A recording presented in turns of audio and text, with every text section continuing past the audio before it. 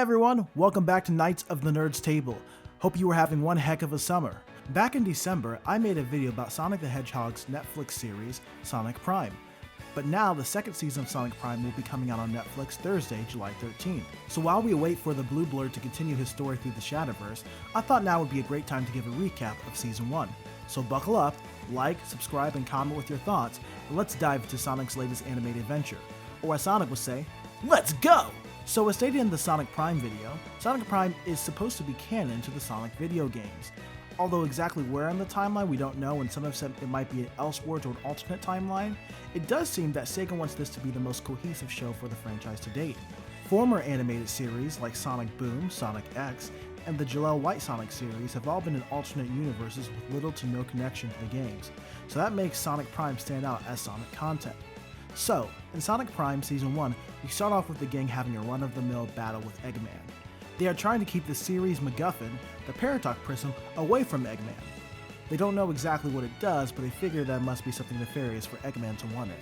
Sonic carelessly shatters the prism while battling Eggman, and in doing so shatters reality and all the universes. Every time he touches a piece of the broken gem, he goes to a different reality, so he scatters it all across different worlds. His first alternate destination is a place called New York City.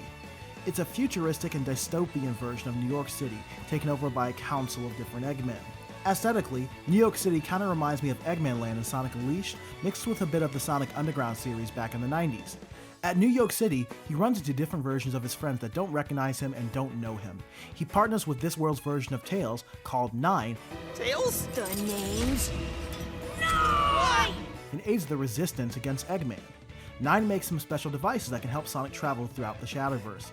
Unfortunately, the League of Eggmen capture the device and attempt to use it to conquer the whole Shadowverse, not being just satisfied with New York City. So after assisting the Resistance, made up of all different versions of his friends, Sonic is sent to another universe, much like how in the games he's sent to a brand new level with different music and a different feel. The next place is called Boss Gage Maze. In that reality, he runs into basically caveman versions of Tails, Knuckles, Big the Cat, and Rouge.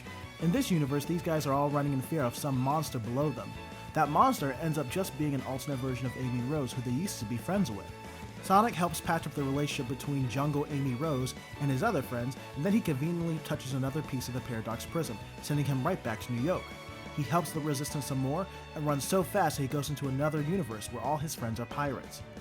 Particularly interesting is this alternate version of Knuckles, who is the Captain Dread.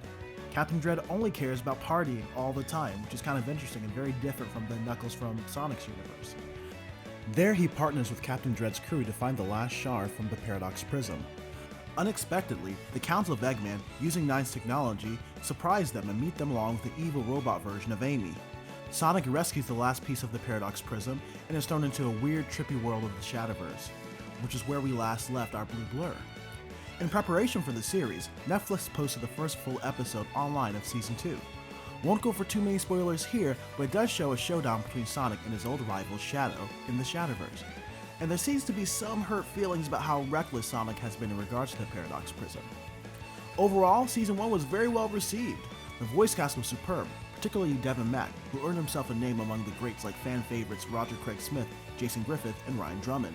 Mack has certainly made the character his own, but every now and then I'm almost certain I've heard lines from him that could have been delivered by one of the video game actors. He plays Sonic a bit younger than what we normally see Sonic displayed in media today, especially right after Sonic Frontiers, but he still keeps that daredevil, happy-go-lucky hero vibe that we've all come to know and love.